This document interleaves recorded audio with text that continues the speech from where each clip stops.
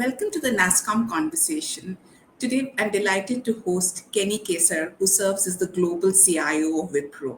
He has over 25 years of experience in the technology industry and a proven track record of delivering large scale transformation across multiple Fortune 500 companies like SAP, GE, Oracle, where he's led global teams and delivered innovative solutions to customers across industries and geographies. He's passionate about driving customer success, fostering a culture of innovation and excellence, and mentoring the next generation of leaders. Kenny, welcome to this podcast. Thank you. So we'll keep this conversational, Kenny, but I wanted to first just start with, we are in the midst of so much of a technology era, right? I mean, everywhere we talk, every conversation is about technology. And, people are Correct. saying the center of gravity in technology is shifting. Do you believe, for somebody who's seen all these different transformation over the years, right? Do you see this as fundamentally different from all the past transitions, or it's been a natural evolution to where we are today? So I would say there is a definite shift in the center of gravity if I look at it, right? The emerging markets were always kind of consumers of technology. Now we're co creators. And why are we co creators? Because the technology revolution has gotten us to a point where our applied technology use cases are a lot more than the people who are creating the technologies. If you really look at how the technologies are evolving in the emerging world, take India or take China, the applied use of technology is making those technologies better. And sometimes it's actually creating offsets which challenge the innovators of the initial technology itself. So I really see that the emerging markets, the markets outside what we call the nucleus or the Silicon Valley of the world, we're having Silicon Valleys, kind of mushroom, not even start in, India, China, and even places like Sri Lanka have become innovation centers of sorts. As we work through them, some of the innovations coming from there are actually very, very interesting and thought provoking. Yeah, no, I think it's a fascinating era to be in the technology space, right? Absolutely, Where, it is. like you said, it's no more just the prerogative of the West. There is a lot more happening in the Correct. East and I think everywhere around us. But I think the one technology that probably transformed this shift was really about artificial intelligence. And Correct. you're talking about how AI is moving from just being something to AI in everything. In your Correct. role as the global CIO for Wipro, how are you driving that transformation both internally as well as for your customers? Sure. It's a very good question. And today, AI has a lot of promise. And the reason why I said AI from a thing to AI in everything uh, stems from the fact that today processes need to be orchestrated in such a way that we can monetize the value of AI. Um, I would say a lot of AI was initially born from uh, Japan, China, and the industrialization revolution, where machine learning made way for a lot of automation. Now, what the new innovation has done, it's really put the right neural engine to monetize the data that's coming out of technology, and that's broad based the use of that technology. Yeah. So in your role as the CIO or the global CIO at Wipro, how are you seeing that role changing? Right? Is that earlier it was mostly about managing your technology, managing the technology infrastructure, to something that is now much more strategic across the organization. If AI is in everything, how do you see the role of the CIO and how that has changed? Actually, in my little time as CIO, I think the evolution has been exponential. Today, we don't want to look, or basically, our business to be competitive and to differentiate. As a GSI, we can't take AI as only the tool for driving optimization. AI has to actually do something that you've never imagined can be done by AI. So the way I see this is, if we are going to put AI as a replacement for an RPA solution, it's going to be a very, very expensive experiment. But if you're really looking at AI in the future, where you have an AI organization or an AI set of employees complementing your traditional organizations, that's really going to drive the value. And we're not that far off. There was another industry leader in our space that talked about, 2, 3 years from now, you will see pricing defined as pricing for traditional human talent and pricing for using a virtual AI employee. And some of it has already started. So, as a CIO, there's a lot of demand from businesses to really look at the next avatar of an agent, which I call an AI employee, because today in Wipro, we're looking at an agent as a virtual employee and a cascaded set of agents as a virtual organization with its own manager. So, and when we orchestrate processes, we're saying, can a virtual org do this particular process? So CIO has become from a support organization to pretty much an enabling organization, because if we look at how we do AI, right, we do AI in three buckets: change the game, deliver better, operate better. So operate better, there's only so much efficiency, because as a GSI, a lot of your cost isn't deliver better, and it is in innovating solutions. So the way we spread our AI investments, the way we look at it, 15% will go to, efficiency, operating better. 60% of our investments in AI are going to deliver better, where we're going to take the multiplier of our forces to exponentially scale on what we can deliver. And I'll talk to you about some of the things that we're thinking of, how we take in brand India to the next level of value chain using AI. And changing the game, where we're looking at driving innovation right from the sales cycle, the type of solutions and the type of thinking with AI that engages our customer differently, to think differently, and hence changing the game of how contracts were structured. So as a CIO, it's a very, very interesting space to be in, because now since you have a critical mass of really taking experiments at scale to productive uses, you are the person who people are leaning to drive this growth in the company, and a game changing growth. So I would say it's a very fun time to be a CIO if you are really channelizing your focus from being a support organization to an enabling growth organization. So move away from just being supporting to much more Absolutely, strategic as you look at it. So absolutely. I just want to pick on the point that you talked about, Kenny, which was about the workforce of the future or the workforce of today is really about humans and AI employees or digital labor, as different people refer to it. Yes. How do you see talent gearing up to move, with this kind of a hybrid environment, if I can call it that? So again, this is a question that's asked and discussed in multiple executive forums.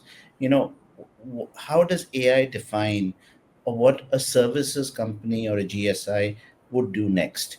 So the way I look at it is, this is if you're scared of AI, you're definitely going to lose your job. But if you use AI as a co-pilot or an enabler, you can exponentially scale. So people who are going to drive and complement AI with the human intelligence are going to only scale. So I'll draw back to a calculator, a typewriter, a computer. Every time a new innovation came, we thought that it's going to change the dynamics. It was only how people enriched outcomes, better outcomes, using these tools. So I really see AI as one, moving us up the value chain. And I'll give you a very simple contextual example. Let's say we're doing $100 million transformation with one of our leading customers. Typically, 20 to 25% of that transformation ends up as a development activity which Brand India is working on. A lot of other costs around OCM, around requirements gathering, around really defining the next process is done across the world. What's offshore is 20 to 30% of the project. With AI and its ability to monetize data, infer data, reason data, we feel that a lot of those activities can actually be offshored, and Brand India moves up the value chain rather being the back office, or basically the world's back office, to really being playing in the front office in business defining activities. So I really see, if we use AI correctly, and that's what we said, if we learn how we can complement AI and how we can drive it up the value chain, I would say AI would be a disruptor for Brand India to grow exponentially rather than, being scared of AI taking our jobs. I would say AI used right moves in Brand India up the value chain. Yeah, and I think the hypothesis is also that even if certain types of jobs or certain types of skills are augmented with AI or replaced by AI, I think there are also a lot of new opportunities that are opening up. So it's not a Absolutely. net negative game that we have to be worried or scared about AI yet. To your point, how do you pursue AI much more aggressively and really reimagine what India's technology industry stood for? And I think that's very very well said. That Brand India, from an AI services perspective, should actually be much more aggressive, forward looking than where we are today. See, the type of services will change, because if you really look at Brand India is all about innovation. It's reinvented itself so many times. Now, as we reinvent ourselves, I think this is the time where coding should not be associated with Brand India. It should be a holistic transformation that we can give as a service. So AI should enable Brand India to offer transformation as an end-to-end service rather than working off requirements. We're actually being prescriptive on a transformation that we can drive using the power of AI. No, I think that's well said. Can you also large GSIs like yours have a lot of legacy projects that they work on, right? Which Mhm. is what the core enterprise is also carrying a tech debt or whatever else you want to call it. How do you see AI either disrupting this legacy work, or do you think the two will coexist? I mean, we had somewhat similar conversations in the digital era, but is this fundamentally different?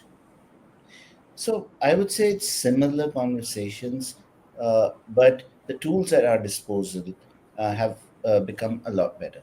So when we had these discussions in the digital era, the inertia to move, the cost to move in terms of time and effort, uh, became more difficult. Today with AI, the ability for it to discover, um, in terms of processes, in terms of documentation, and its ability to understand contextually in terms of what's out there and propose a new outcome will significantly help the GSIs transform this. And actually, coincidentally, we also are in the business of running platforms which are still running on mainframe and COBOL internally. And, because these are controlled or basically regulated environments which we are not able to change, but now absolutely they're back in the anvil. We looked at it 5 years ago, we said it's not worth our while.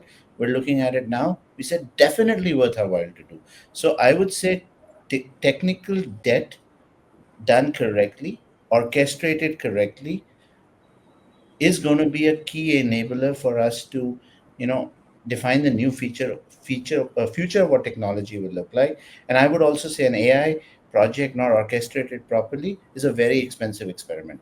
So, we have to really, the experimentation in the AI world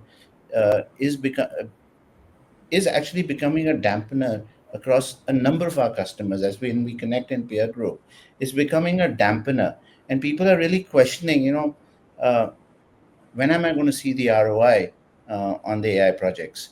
So this is a conversation we have on a daily basis, and now we're saying, if you're not going to think AI first in your process design, it's going to be a very expensive experiment. And I think that's a fair, argument that we are hearing across, that the global enterprise is really saying, I want an ROI on whatever tech spending I've done, Correct. because post COVID, a lot of tech spending happened, which is obviously now people are saying, I haven't gotten the value of cloud. Now you come up with AI, and tomorrow you'll come up with something else. So where's my ROI? Yet at the same time, these disparate pilots are not really giving us the outcome that we are looking for. So what is your advice to an enterprise leader on how should they be thinking about an AI first strategy?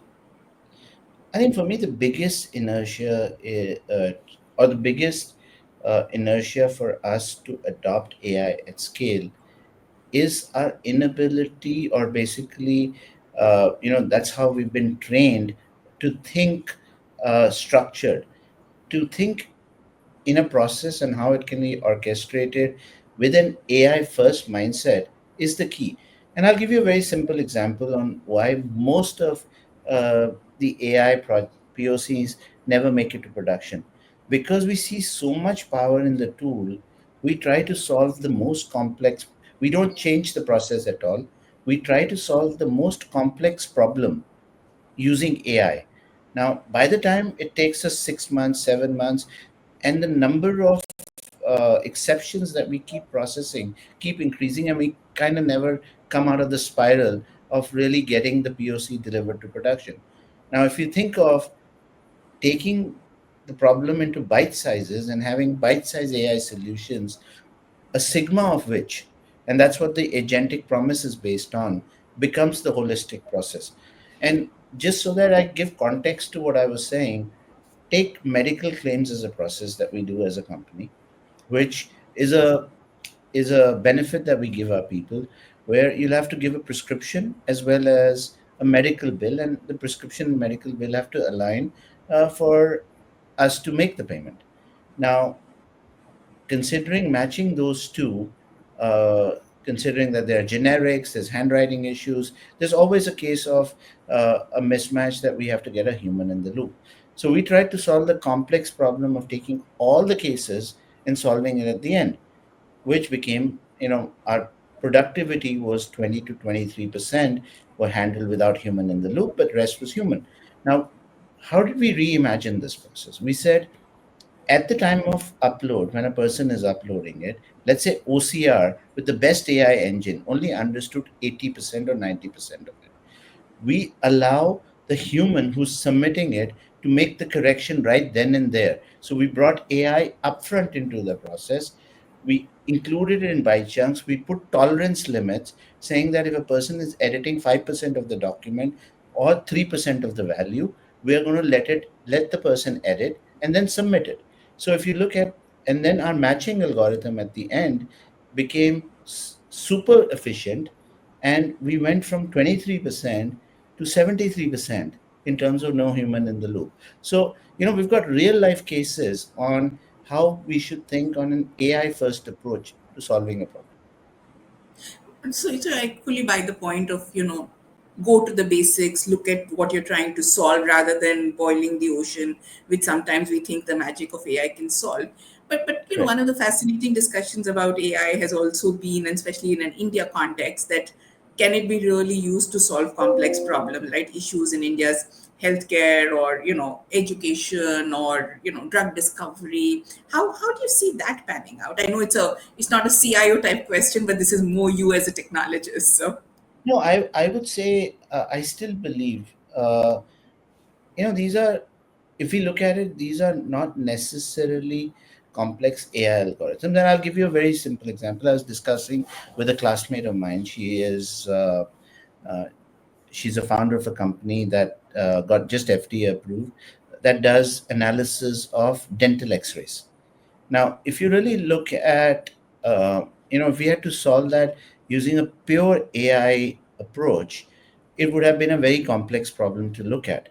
But the way they thought through the process and they orchestrated it, they coupled machine learning with generative AI to solve this problem relatively easily. So, what seems as difficult problems at the offset, because you look at a complex x-ray or you look at it, but it's really bits and bytes. If those bits and bytes can actually be learned using a simple machine learning model, the AI solution on top of it becomes simple. And machine learning today is commodity. So I can give you so many examples where these problems are perceived difficult because they're not thought through as an AI, or I would say not Gen AI, an AI enabled process. If we imagine processes to be AI enabled across the life cycle, the we can solve really complex problems as a sigma of multiple AI processes. I think that's the takeaway that I would like you to go with. Never look at the problem on its entirety, because today what happens was buzz has taken over rather than the science of AI. The science of AI has been there for ages. The buzz just came 2.5 years ago, and the buzz came because our compute became more powerful and the results came much faster. Gratification was faster. So the fact is, it's AI is not new. What people are looking at the buzz of the chat GPT giving you the answer, but that's good for unstructured text because it can ingest billions and billions of lines of data points, and it can actually give you the answer. But if you look at machine learning, AI, and generative AI that has been around for a while, and you piece it together, actually problems are not that complex, and people are getting it. Technology is new. I would say last year, and we track it across the industry with a lot of research organizations we work with. The the conversion from POC to production was in the 12 to 15% range. So far this year, it's already in the 25 to 30% Now, range. So people are really getting better at uh, you know the conversion from POC to production, or the monetization of POC to production, is getting better as our understanding is getting better. And we are looking at a very simple theme. And I was having a discussion with another peer of ours, and we have a internal theme in Wipro: simplify to transform. What it means is, before we transform anything, we look at what can we eliminate, then what can we simplify, and then what can we transform. Because we're not going to take whatever we do today and try to do it better with AI. Then we're defeating the purpose, and then we will never get from POC to production in the timeline with the agility and velocity that we want to get to. So my advice to anybody going on an AI project is, first eliminate, um, simplify, and then transform. simplify to transform. I think we really need to make technology much more simple. And I think that was the promise of ChatGPT, right? You could type Exactly. anything to get answers, right? So how do you even Ex- make that similarly work in the enterprise world? I think that really is the philosophy you're working on. I know we're going to be out of time, Kenny, but just my last question on, there's also a lot of risks associated with AI, whether it's deep fakes, misinformation, cybersecurity risks increasing. How do you as a CIO think about mitigating these risks? Because when you're working in the enterprise world or regulated world, companies in some cases, these are much more important also than just the B2C world that we normally hear about. Okay.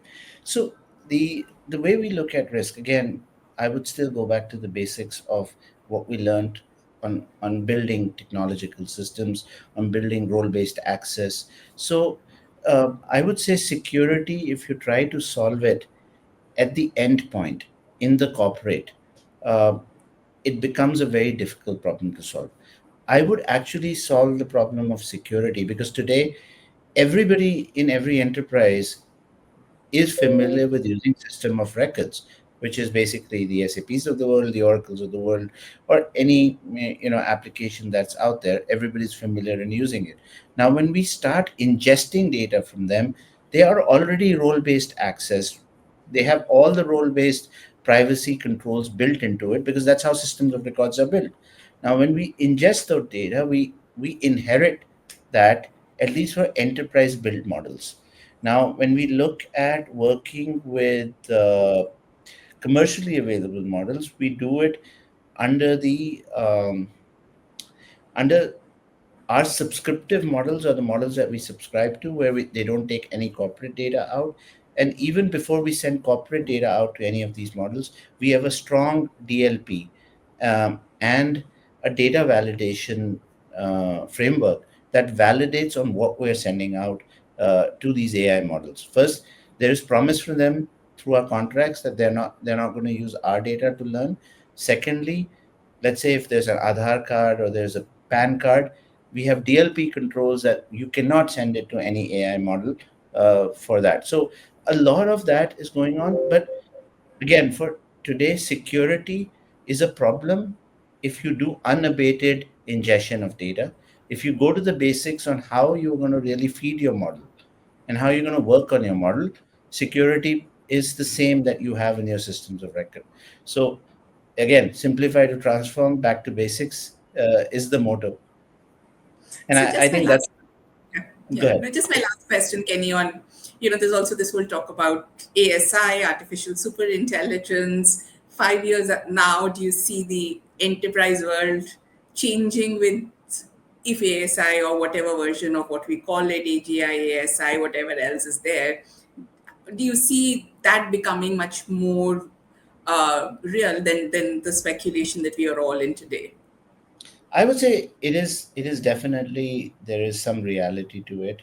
And again, the theme of it is we can think of AI as not a thing, but AI in everything. When you look at intelligence in everything which didn't have intelligence, things are going to change. So your water cooler next to you, or your meeting rooms, you're going by it, it has facial recognition saying, hey, you had a meeting, do you want to come in? I'm just giving you a, a simple example on what superlative artificial intelligence can look like, where things start talking to you, uh, based on they know your calendar through your facial recognition. They know you should be in this meeting, and you go by the meeting. Hey, do you want to go to the meeting? I'm just making stuff up, but yeah, there is some amount of reality. We can think of it today, but over the years, I think this is going to get more and more mature.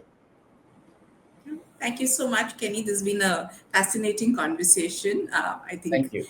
this world of technology, AI, data, we can go on and on, but really appreciate the interaction and look forward to, many more such discussions going forward. Sure, same here. Thank you. Thank you.